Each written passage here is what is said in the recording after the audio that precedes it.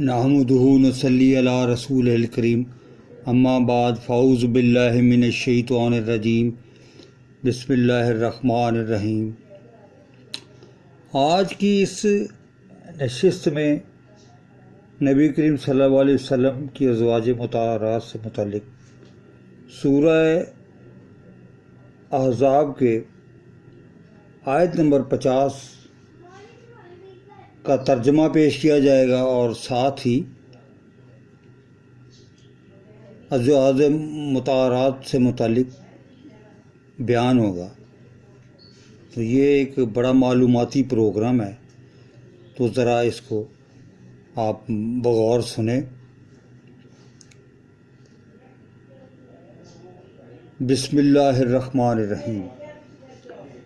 اے پیغمبر، ہم نے تمہارے لیے تمہاری بیویاں جن کو تم نے ان کے مہر دے دیے ہیں حلال کر دی ہیں، اور تمہاری لونڈیاں جو اللہ تعالیٰ نے تم کو کفار سے بطور مال غنیمت دلوائی ہیں، اور تمہارے چچا کی بیٹیاں اور تمہاری پھوپھیوں کی بیٹیاں اور تمہارے ماموں کی بیٹیاں اور تمہاری خالاؤں کی بیٹیاں اور جو تمہارے ساتھ وطن چھوڑ کر آئی ہیں، سب حلال ہیں۔ اور کوئی مومن عورت اگر اپنے تئیں پیغمبر کو بخش دے، یعنی مہر لینے کے بغیر نکاح میں آنا چاہے، بشرطے کہ پیغمبر بھی اس سے نکاح کرنا چاہیں، وہ بھی حلال ہے۔ لیکن یہ اجازت اے محمد صلی اللہ علیہ وسلم خاص طور پر آپ ہی کو ہے، سب مسلمانوں کو نہیں ہے۔ ہم نے ان کی بیویوں اور لونڈیوں کے بارے میں جو مہر واجب الادا مقرر کر دیا ہے ہم کو معلوم ہے۔ یہ اس لیے کیا گیا کہ تم پر کسی طرح کی تنگی نہ رہے، اور اللہ تعالیٰ بخشنے والا اور نہایت مہربان ہے۔ اچھا، یہ تھا میں نے ترجمہ پیش کیا آیت نمبر 50 سورہ احزاب کی۔ تو یہ ذرا اس سلسلے میں آپ کو ایک بیانیہ جو ہے وہ دینا چاہتا ہوں۔ مطلب اس کی تفسیر کچھ اس طرح ہے کہ اس کو ملاحظہ کیجیے گا اور اس پر غور و فکر کیجیے گا۔ عام مسلمانوں کے لیے بیویوں کی آخری تعداد کو 4 تک محدود رکھا گیا ہے، مگر نبی کریم صلی اللہ علیہ وسلم کے لیے یہ پابندی نہیں تھی۔ آپ صلی اللہ علیہ وسلم نے اللہ تعالیٰ کی خصوصی اجازت کے تحت 4 سے زیادہ نکاح کیا۔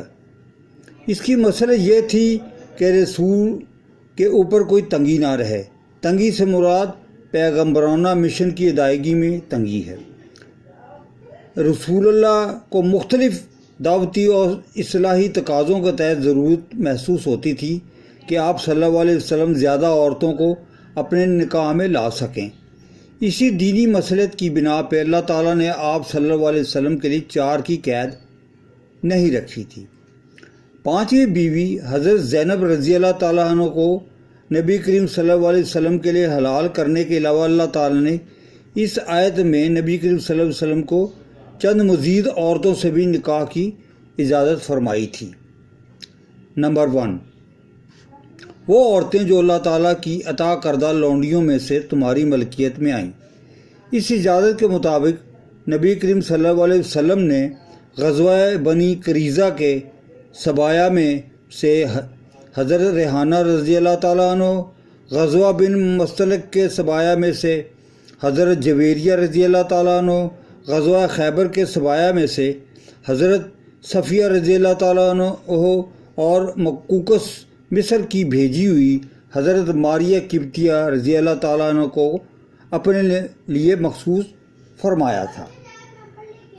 دوسرا، آپ صلی اللہ علیہ وسلم کی چچا زاد، ماموں زاد، پھوپھی زاد اور خالہ زاد بہنوں میں سے وہ خواتین جنہوں نے ہجرت میں آپ صلی اللہ علیہ وسلم کا ساتھ دیا ہو، اس اجازت کے مطابق آپ صلی اللہ علیہ وسلم 7 ہجری میں حضرت ام حبیبہ رضی اللہ تعالیٰ عنہ سے نکاح فرمایا۔ ضمناً اس آیت میں یہ صراحت بھی ہے کہ چچا، ماموں، پھوپھی اور خالہ کی بیٹیاں ایک مسلمان کے لیے حلال ہیں، اس معاملے میں شریعت عیسائی اور یہودی دونوں مذہبوں سے مختلف ہیں۔ عیسائیوں کا کسی ایسی عورت سے نکاح جائز نہیں ہے یا نہیں ہو سکتا جس سے 7 پشت تک مرد کا نسب ملتا ہو، اور یہودیوں کے ہاں سگی بھانجی اور بھتیجی تک سے نکاح جائز نہیں ہے بلکہ جائز ہے۔ تیسرا وہ مومن عورت جو اپنے آپ کو نبی کریم صلی اللہ علیہ وسلم کے لیے ہبہ کرے، یعنی بلا مہر اپنے آپ کو نبی کریم صلی اللہ علیہ وسلم کے نکاح میں دینے کے لیے تیار ہو اور حضور صلی اللہ علیہ وسلم اسے قبول کرنا پسند فرمائیں۔ اس اجازت کی بنا پر آپ صلی اللہ علیہ وسلم نے شوال 7 ہجری میں حضرت میمونہ رضی اللہ تعالیٰ عنہ کو اپنی زوجیت میں لیا، لیکن آپ صلی اللہ علیہ وسلم نے یہ پسند نہ کیا کہ مہر کے بغیر ان کے ہبہ سے فائدہ اٹھائیں۔ اس لیے آپ صلی اللہ علیہ وسلم نے ان کی کسی خواہش اور مطالبے کے بغیر ان کو مہر ادا فرمایا۔ جن خواتین سے آپ صلی اللہ علیہ وسلم شادیاں کی، ان کے ذاتی اوصاف کے علاوہ ان کے انتخاب میں پیغمبرانہ مشن کی مصلحتیں بھی شامل تھیں۔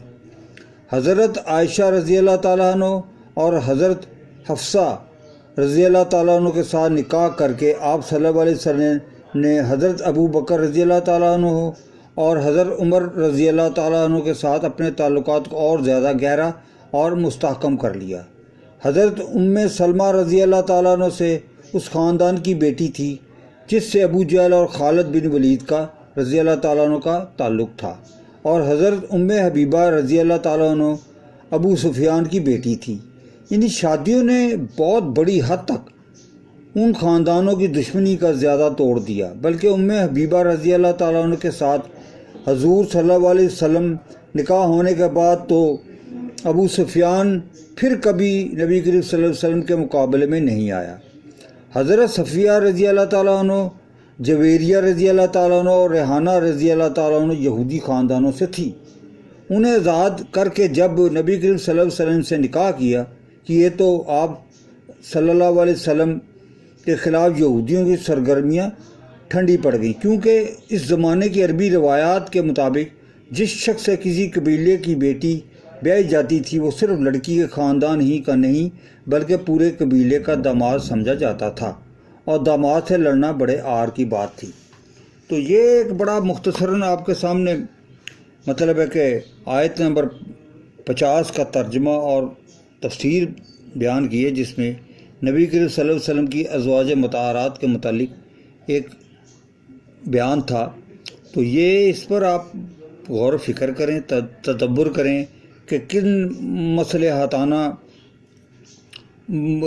یعنی کہ مواقعوں پہ انہوں نے کس طریقے سے اس کو ڈپلومیٹیکلی ہینڈل کیا تاکہ دشمنوں کو زیادہ سے زیادہ یعنی کہ کنٹرول کرنے کے لیے انہوں نے یہ کافی ساری یعنی کہ مطلب ہے کہ شادیاں کی تھیں۔ وما علینا الا البلاغ المبین۔ اللہ حافظ۔ عارف چشتی۔